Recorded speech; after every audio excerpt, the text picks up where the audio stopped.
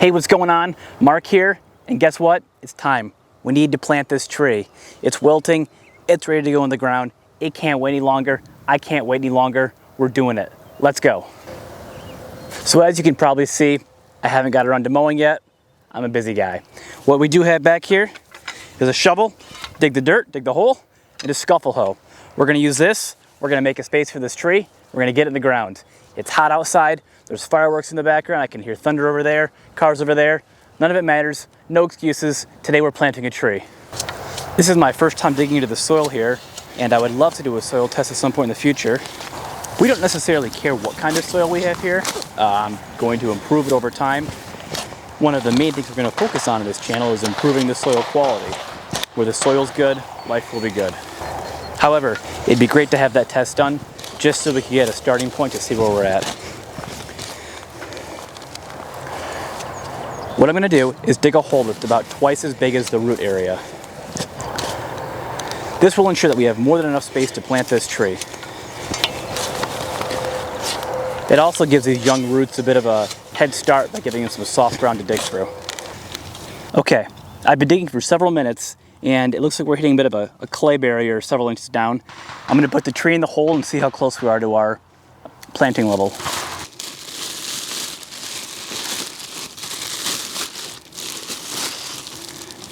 As I unwrap this, one of the first things I'm looking at is the soil here, and it's definitely drying out.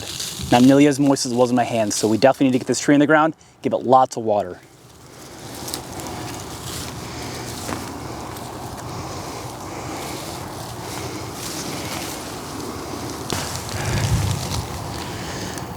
So we can see where the soil level is on this tree, and we're going to want to match that with the existing soil level. Let's put it in the ground and see where we're at. So we're definitely too deep in the hole here. Luckily, we can just put some dirt back in, fill it up, and raise that level up to our soil line. Keeping in mind, as we put this tree in here, it's going to depress over the next couple of days and weeks, so we'll probably plant it an inch or two higher than what our final desired soil level is at. We've added some more soil back in. Let's see where we're at. That looks better, but I still want to go a little higher. I'm going to lift the tree up gently, just put a little more dirt underneath here. There we go. That's the spot. Now I just have to backfill the dirt in around it. If you note, we're not wearing gloves for this. I want to feel the dirt, I want to feel the earth, and I want to get in touch with this tree, so no gloves for us today. Okay, our tree's in the ground. There's just two more things we're doing today. We're not adding any soil amendments, no fertilizer, nothing. We want this tree to learn what it's going to be like to grow in its native soil here. This is where it's going to live for the next 10, 20, 30, maybe 50 years, so it better get used to it. The first thing we're going to add here is this bucket of water. This is going to do two things. One, it's going to hydrate the tree, obviously, moisten the soil. And number two, it's going to fill in all the air gaps that were created as we worked up the soil and loosened it all. Remember, roots need to grow through soil, not air. This water is going to remove those air gaps. I'm going to add 2 or 3 more buckets of this over the course of the next hour here, and I'll also be adding some more tomorrow and throughout the week, both because of the heat and dryness of the area, and also just to give this tree the best chance it can to survive. Secondly, we're going to add some mulch in the form of leaves. Ideally, I'd like to add wood chips. You're going to see that in the future. We're going to put wood chips all throughout here, but I don't have any wood chips yet, so tonight we're going to use leaves courtesy of Donna. Thank you. The leaves are also going to serve several purposes. First, they're going to be a weed suppressant, a weed barrier. As they cover up the sunlight from reaching the soil, less things will be able to grow through, which means less competition for our tree.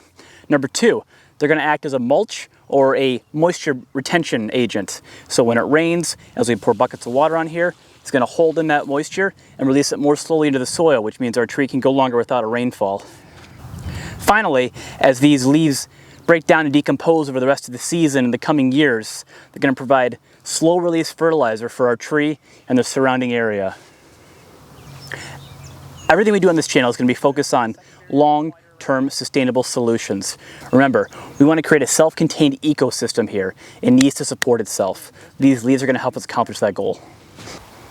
Well, there we go. I've planted my first tree in the Redfern Food Forest. Remember, this is our 5-in-1 grafted apple variety.